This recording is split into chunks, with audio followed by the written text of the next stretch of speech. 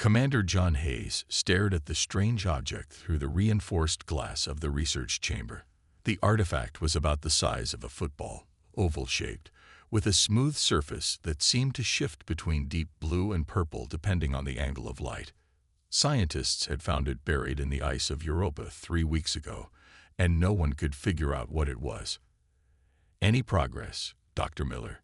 John asked, his breath fogging slightly in the cold laboratory aboard the Europa research station.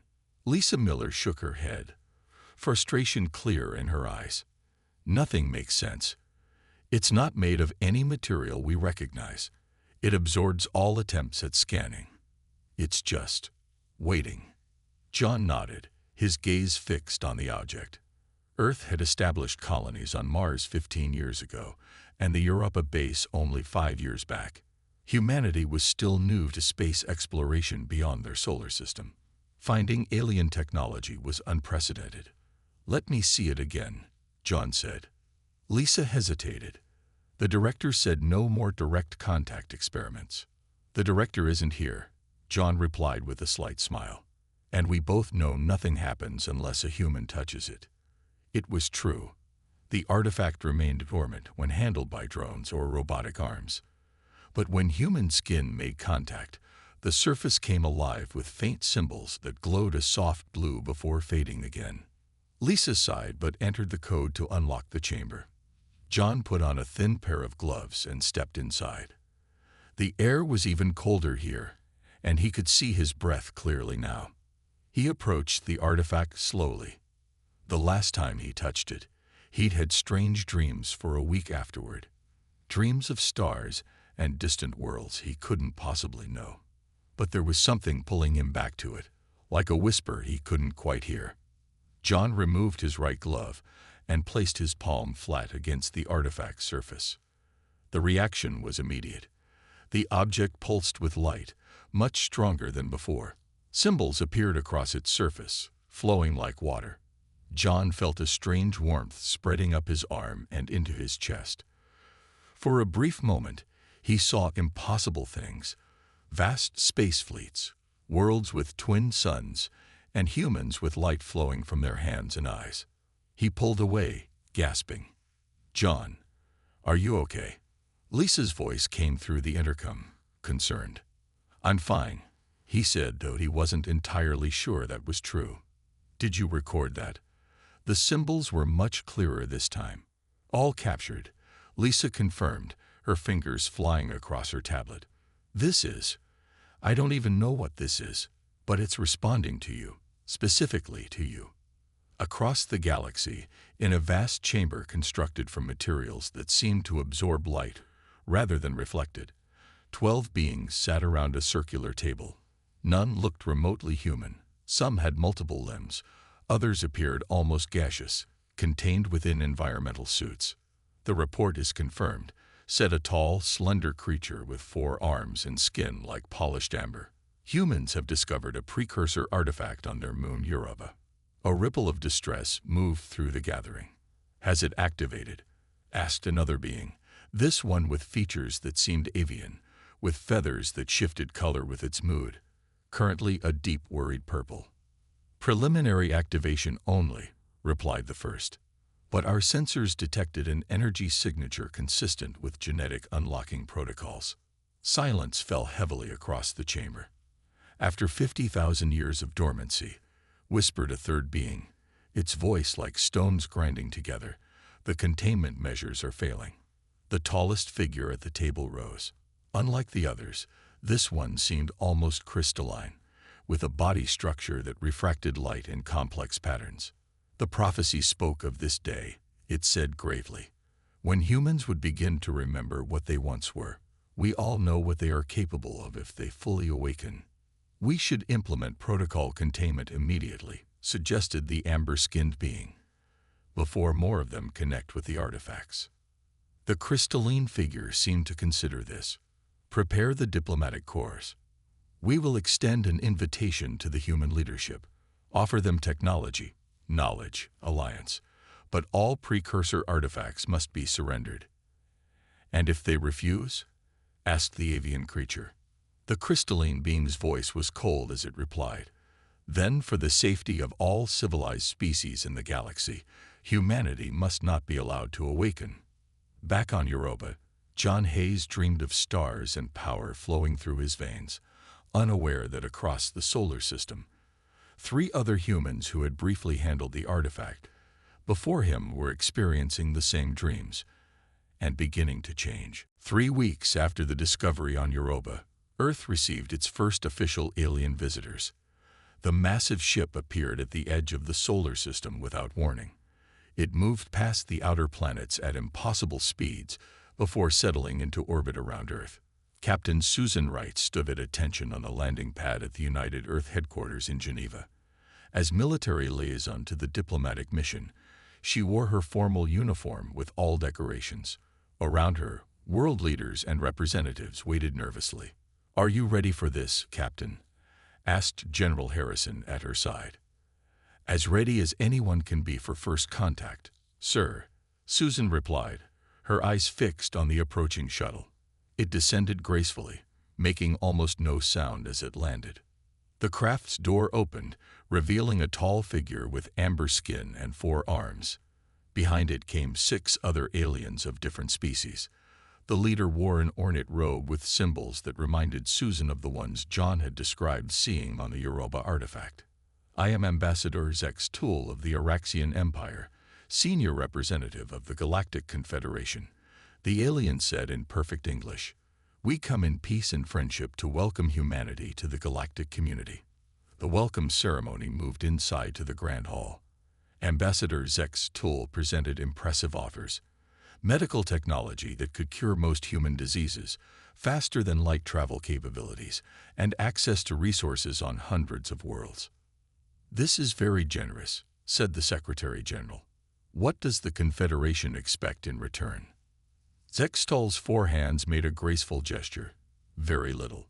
Open trade, cultural exchange, and—" the ambassador paused. "There is one small matter. We would request that any artifacts of unknown origin discovered in your system be turned over to Confederation scientists. Certain ancient technologies can be dangerous if mishandled." Susan felt a chill run through her. She had been briefed about the Europa find just yesterday. Later that evening, Susan contacted John Hayes via secure channel. His face on the screen looked tired. "How are things on Europa?" she asked. "Strange," John admitted. "Lisa has been analyzing the symbols from the artifact. She thinks they might be a form of genetic code, but not like anything we've seen before." "John, the aliens specifically asked for any unknown artifacts to be handed over," Susan said quietly. "They arrived just weeks after you found it. That can't be coincidence." John's expression darkened. "I had the same thought. We've moved the artifact to a secure lab on sublevel 3. Only Lisa and I have access now." "Good. Keep it that way until we know more about our new friends," Susan said. "Something about this doesn't feel right." The next morning, Susan was asked to escort Ambassador Zex Toll on a tour of Earth's defense systems, a gesture of trust. As they walked through the command center, the ambassador asked casual questions about human biology, history, and capabilities. "Your species has accomplished much in such a short evolutionary timespan," Zex Toll remarked. "Tell me, Captain Wright, have there been any unusual genetic mutations among humans in recent centuries?" Susan kept her face neutral. "Nothing significant. We're a fairly standard carbon-based life form." "Of course," the ambassador replied. "It is simply that some species show unexpected developments when they reach space." That night, Susan couldn't sleep. She kept thinking about the ambassador's questions and the artifact. Against all protocols, she used her security clearance to access the files about the Europa find. In the classified lab beneath Geneva headquarters, she found the artifact secured in a containment field. The urge to touch it was overwhelming. Susan removed the field and placed her hand on the smooth surface. The world exploded into light and color. Visions flooded her mind. Earth in flames, ships like Zextals filling the sky, and humans with glowing eyes fighting back with powers she couldn't comprehend. When she woke, she was on the floor, the artifact dark beside her. But something had changed.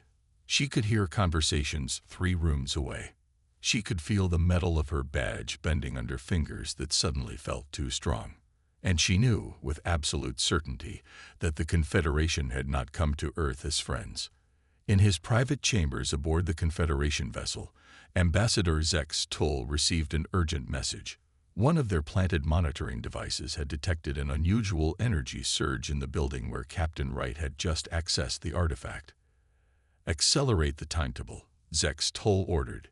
"It appears the awakening has already begun." 3 months after the Confederation arrived, Susan Wright sat in her small apartment, staring at the bent metal spoon in her hand. She hadn't used any tools to bend it. She had simply looked at it, felt a strange warmth in her mind, and watched as the metal folded like it was made of clay. It wasn't the first strange thing that had happened. Since touching the artifact, her reflexes had become impossibly fast. Last week, she had caught a falling coffee mug before it even left the table's edge. The day before, she had known exactly what General Harrison was going to say in their meeting seconds before he said it. A knock at her door interrupted her thoughts. Through the peephole, she saw John Hayes. She quickly hid the bent spoon and let him in. "You look awful," she said, noticing the dark circles under his eyes. John ran a hand through his hair. "Haven't been sleeping well. The dreams are getting worse." Susan locked the door and lowered her voice. "What kind of dreams?" "War. I see our ancestors fighting with powers we can't understand. And I keep hearing a voice saying, 'Remember who you are.'" He looked at her carefully. "But that's not why I'm here." "I know what's happening to you, Susan." She froze. "What are you talking about?" John reached into his pocket and pulled out a small metal ball. He placed it on her coffee table, then held his hand over it. The ball slowly rose into the air, hovering an inch above the table's surface. "The same thing is happening to me," he said quietly. Susan sank into her chair. "How is this possible?" "Lisa has a theory. The artifact isn't just alien technology. It's activating something in our DNA, something that's been dormant for thousands of years." John let the ball drop back to the table. "She thinks all humans might have this potential, just locked away somehow." Outside Susan's apartment building, a figure watched from the shadows.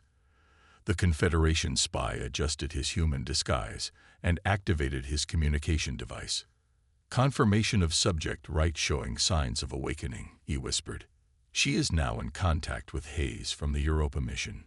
Both appear to be in stage 1 of the emergence process." The response came immediately. "Maintain surveillance but do not engage. Extraction teams are being prepared."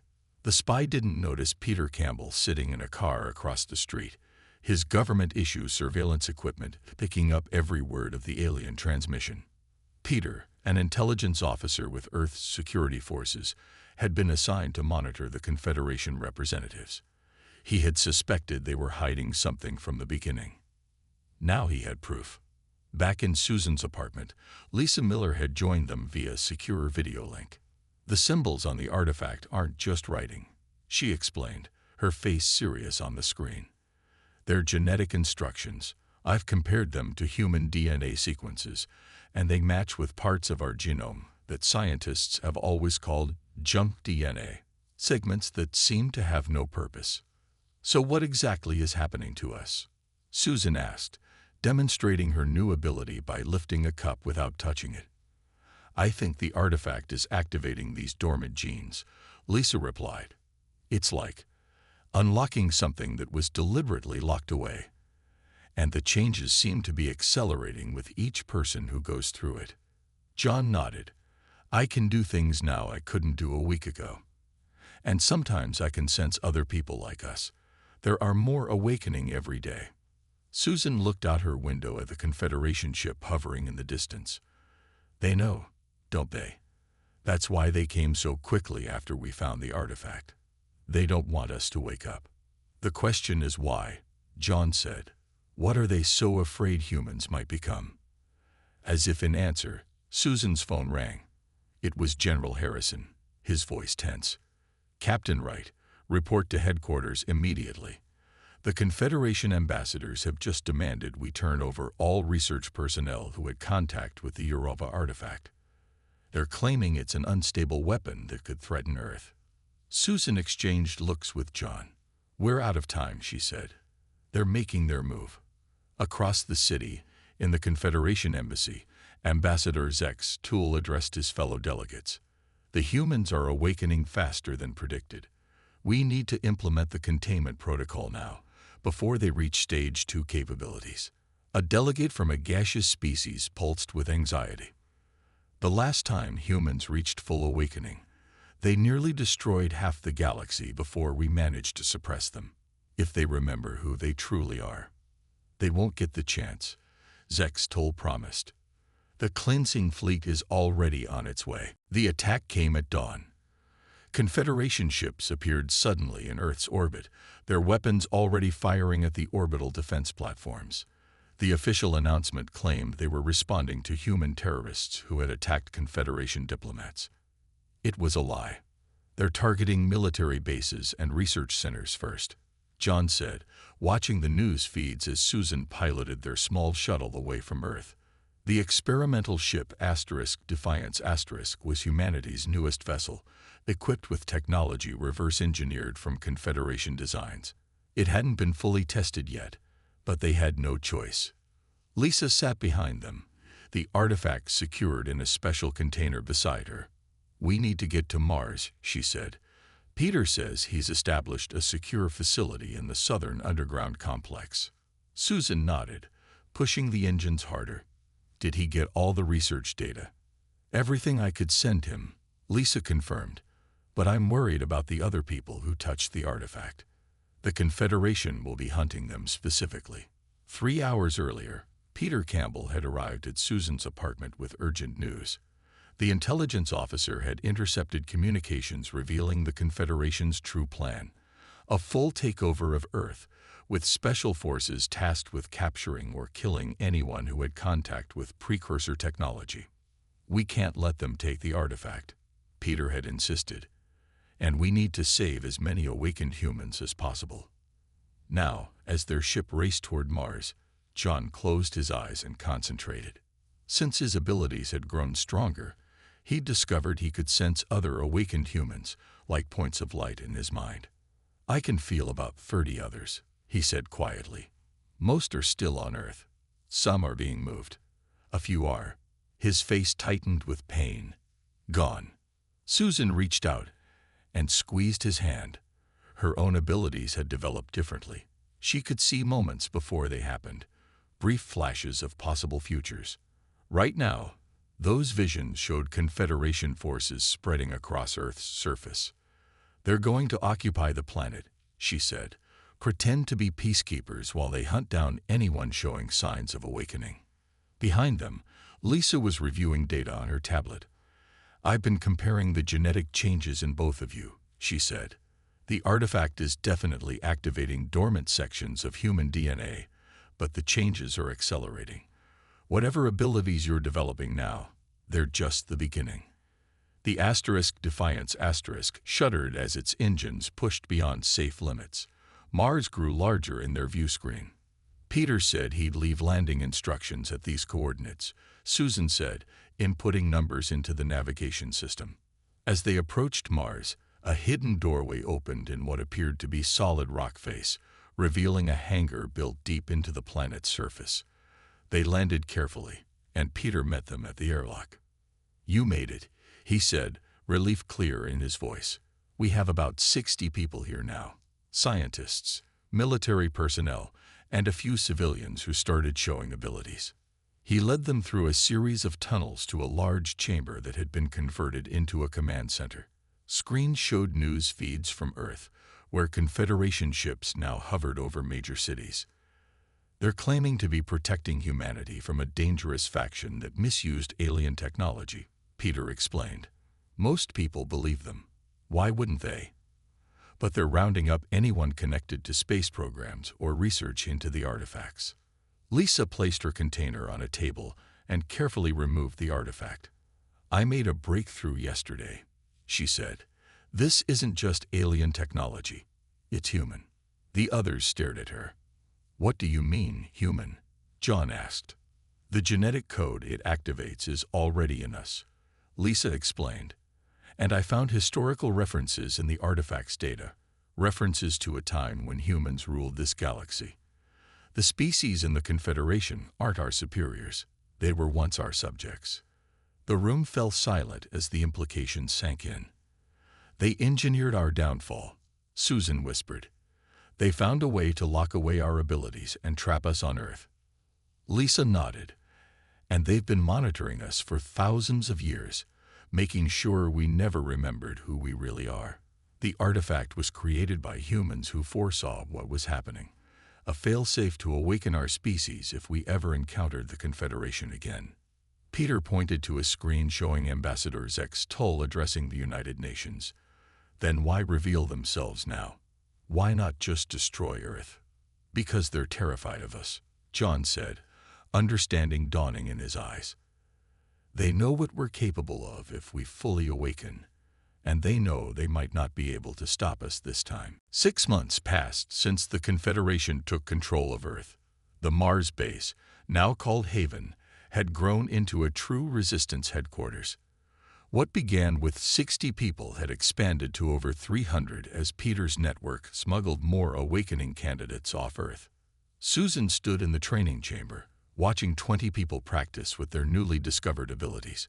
Some could move objects with their minds, others could generate heat or cold, and a few showed signs of being able to influence electronic systems. They're getting stronger faster than we did, John said, coming to stand beside her. His own powers had developed dramatically. He could now link minds with other awakened humans, creating a communication network that the Confederation couldn't detect or block. It's the collective effect, Lisa explained, joining them with her ever-present tablet. Each awakened human seems to strengthen the others. It's like the abilities resonate and amplify when you're together. In a corner of the room, a young man named Alan Foster was working with several children. All of them were born to parents who had awakened, and all showed abilities that had appeared naturally without needing contact with the artifact. The children are the most interesting case, Lisa continued. They're born already awakened. Their abilities are stronger and more instinctive than in adults who go through the process. Susan watched as a 6-year-old girl effortlessly lifted several metal balls and spun them in complex patterns while laughing. "What's happening on Earth?" she asked quietly. Peter walked in with the latest intelligence reports. The Confederation has established full control. Humans are treated as second-class citizens with strict curfews and limited rights. Anyone showing even slight signs of unusual abilities disappears. He pulled up images on a wall screen showing Confederation troops patrolling city streets. But our underground network is growing. We have cells in every major city now, identifying potential awakened humans and getting them off-planet when possible. Lisa pointed to another screen showing her laboratory. The good news is that Alan and I have developed a device that can safely trigger the awakening process in compatible humans. We don't need the original artifact anymore. We can replicate its effect. Susan felt a familiar sensation, the brief flash of seeing something before it happened. In her vision, alarms blared throughout the base. "We have a problem," she said, just as the actual alarms began to sound. John closed his eyes, linking to the base's security team. "Confederation scout ship," he reported. "They're scanning the area near our southern entrance." Everyone moved quickly to battle stations. Over the past months, they had prepared for this possibility. "They haven't found us yet," Peter said, checking the sensor readings. "But they're getting closer. Someone must have tracked one of our supply runs." Susan made a quick decision. "We need to send them in the wrong direction. John, get a team ready. We'll make them think our base is in the northern region." As they prepared for the mission, Lisa pulled Susan aside. "There's something else you should know," she said, her voice low. "I've been analyzing the full data from the artifact. The Confederation isn't just afraid of humans awakening. They're afraid of what happens when enough humans awaken at once." What do you mean? Susan asked. There appears to be a threshold, a critical mass of awakened humans that triggers something even bigger. The records call it the convergence. I think it's why they're so desperate to stop us. On Earth, in what was once the United Nations building but now served as Confederation headquarters, Military Governor Zex Toll received a disturbing report. The number of humans escaping our screening protocols has increased, said his security chief, and we've detected energy signatures consistent with Stage 2 awakening in several regions. Zex Toll's forearms tightened with tension. What about the Mars anomalies? Scout ships are investigating now. If there is a resistance base there, we'll find it. Zex Toll moved to the window, looking out at the human city that now lived under Confederation rule. Have the Supreme Council approved my request? Yes, Governor. The planet killer weapons have been authorized if the awakening cannot be contained. Better to lose one planet than risk the emergence of fully awakened humanity again. Back on Mars, Susan and John prepared to lead the mission to misdirect the Confederation scouts. As they suited up, John suddenly gasped and clutched his head. What is it? Susan asked, alarmed. John's eyes were wide with a mixture of fear and wonder. I just felt something. Someone new awakening on Earth, someone powerful. I think it's beginning. Susan, the convergence that Lisa mentioned, humanity is starting to remember what it truly is. The raid on the Confederation archive ship was both desperate and necessary. Susan led a team of 6 awakened humans using the Defiance *, which they had modified with reverse-engineered Confederation technology. Their target orbited Jupiter, a massive vessel containing historical records from across the galaxy. Approaching target, Susan said, using her precognitive abilities to see the safest path forward. Their patrol ships will change course in 30 seconds, giving us a clear approach. John sat beside her, mentally linked with the other 4 awakened humans on their small strike team. Everyone's ready. Greg will handle their security systems. Karen and Eli will retrieve the data, and Maria and Sam will guard our exit. The mission went smoothly at first. Greg, who could manipulate electronic systems, created a blind spot in the archive ship's sensors. They docked in a maintenance bay and split into teams. Karen and Eli, both former data scientists, found the central archive chamber. Using their enhanced abilities, they downloaded vast amounts of information that might explain humanity's true history. But as they prepared to leave, an alarm sounded. We've been detected, John warned through their mental link. Confederation guards are converging on our position. Susan saw flashes of possible futures, most ending with their capture or death. But one path remained open. Maria, we need cover now. Maria Taylor had been quiet since joining the resistance. Her awakening had happened later than the others, triggered by extreme stress when Confederation forces killed her family. Her abilities had always been unstable, manifesting as powerful telekinetic outbursts when she was angry or afraid. Now, as Confederation guards approached from both directions, Maria stepped forward. Her eyes began to glow with blue light. The metal walls around them groaned and bent, as if caught in a massive invisible hand. The guards were thrown backward, pinned against walls by an unseen force. I can't hold this long, Maria gasped, blood trickling from her nose with the effort. They ran for the Defiance *, fighting their way through more guards. Inside the ship, Susan took the controls and piloted them away from the archive vessel at maximum speed. Back at Haven, Lisa and Peter waited anxiously for their return. When the team stumbled out of the Defiance *, exhausted but successful, Lisa immediately began analyzing the stolen data. Hours passed as she worked, translating the alien records. When she finally looked up, her face was pale with shock. I found it, she whispered. The complete history of the human containment war. The gathered resistance leaders listened in stunned silence as Lisa explained what she had discovered. 50,000 years ago, humans were the dominant species in this sector of the galaxy, she began. We weren't just spacefaring. We were powerful. Humans naturally developed what the records call psionic abilities as they matured: telekinesis, telepathy, energy manipulation, and more. Lisa scrolled through translated images showing ancient humans with glowing eyes commanding vast fleets of ships. We established colonies on thousands of worlds and helped many younger species develop. But then came the Civil War. The images changed to show human fighting human across the stars. Different factions of humanity fought over the direction of our civilization. The war lasted for centuries and devastated hundreds of worlds. During this time, many of the species that humans had helped saw their opportunity. Peter leaned forward. They turned against us. Lisa nodded. They formed an alliance, what would eventually become the Galactic Confederation. They developed a bioweapon that didn't kill humans but suppressed the parts of our genetic code that allowed for psionic abilities. Then they rewrote history, establishing themselves as the natural rulers of the galaxy. John's face hardened as he understood. They quarantined Earth, keeping a few humans as servants or curiosities, and made sure we would never remember what we once were.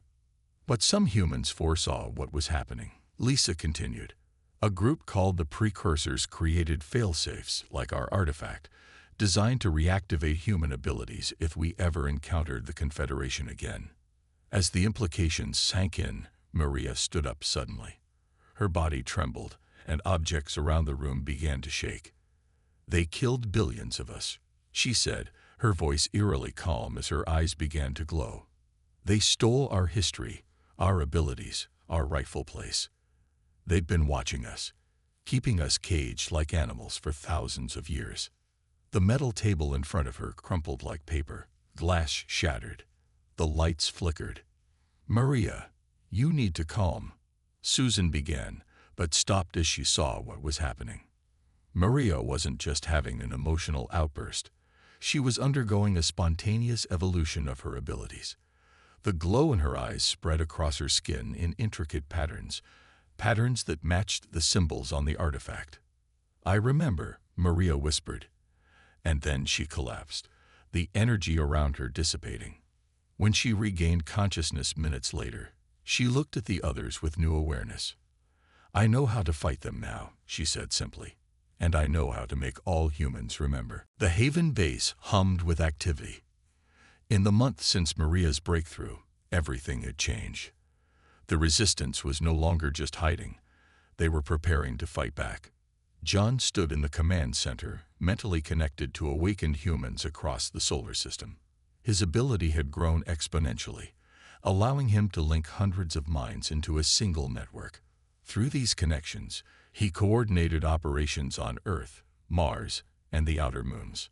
"The training centers in Buenos Aires and Jakarta are operational," he reported, his eyes glowing softly as he spoke. "Peter's teams have already awakened over 200 people in each location." Susan nodded, studying the holographic map showing their growing resistance cells on Earth. "What about the Confederation patrols?" "We're staying ahead of them for now. The awakened humans and their police forces are helping us by feeding false information." Since Maria had shown them how to accelerate the awakening process, their numbers had grown rapidly. People who awoke now did so with greater control and stronger abilities than the first wave. Lisa entered with Alan Foster, both looking tired but excited. "The planetary device is nearly complete," Lisa said. "Once activated, it will broadcast the awakening signal globally. Any human with compatible genetics will begin the process instantly." "How many will that be?" Susan asked. Alan adjusted his glasses. "Based on our genetic sampling, approximately 40% of the human population has the necessary markers. That's over 3 billion people." The room fell silent as they considered the implications. 3 billion awakened humans would overwhelm the Confederation's control. "What about the children?" John asked. Lisa's expression softened. "They continue to amaze us. The children born to awakened parents are developing abilities we haven't seen before. Some can manipulate energy directly. Others appear to perceive different dimensions or realities, and they all seem to instinctively understand how to use their gifts." In the training area, Maria worked with a group of the most powerful awakened humans. Her own abilities had stabilized at a level that seemed impossible months ago. She could move massive objects, create shields of pure energy, and even manipulate the molecular structure of materials. The key is remembering, she explained to her students. Our bodies know what to do. These abilities are natural to us. The Confederation didn't just take our history, they took our birthright. On Earth, the Confederation was growing desperate. Governor Zex Toll received reports of awakened humans appearing in every major city. His security forces would capture one, only to find 10 more the next day. We're losing control, his security chief admitted. The human resistance seems to know our movements before we make them. Zex Toll's 4 arms moved in patterns of extreme stress. Deploy the doomsday weapons. The Supreme Council has authorized Earth's destruction. Better to eliminate the planet than face fully awakened humanity again. From orbit, 5 massive Confederation ships moved into position, each carrying a weapon designed to fracture a planet's core. The plan was simple but brutal. Better to destroy one world than risk the re-emergence of the species that had once dominated the galaxy. What they didn't know was that Susan had foreseen this moment weeks ago. Her precognitive abilities had shown her the Confederation's final solution. And the Resistance was ready. As the Confederation prepared to fire their planet killers, 20 small craft left Mars, each piloted by a single awakened human. These weren't ordinary pilots. They were individuals like Maria, whose abilities had evolved to extraordinary levels. Susan led the mission, her mind already seeing the paths to success. Everyone stay connected to John's network, she reminded them as they approached the massive Confederation ships. Remember your training. We only get one chance at this. The small human ships moved with impossible precision, evading defensive fire as if they knew exactly where each shot would go, because thanks to Susan, they did. Back on Mars, John maintained the mental link with Susan's team, while also connecting to the cells on Earth. Get ready, he told Peter, who was positioned with the planetary awakening device. As soon as Susan's team disables those ships, we activate the signal. Peter checked the device one final time. Built from modified Confederation technology and powered by the energy of hundreds of awakened humans, it was designed to broadcast a signal that would trigger the dormant genes in billions of humans simultaneously. This is it, he whispered. The moment humanity remembers. In orbit, Susan's ship approached the lead Confederation vessel. Through her mental link, she could feel the fear radiating from the alien crew as they detected her approach. They had good reason to be afraid. After 50,000 years, humanity was about to reclaim its place in the stars.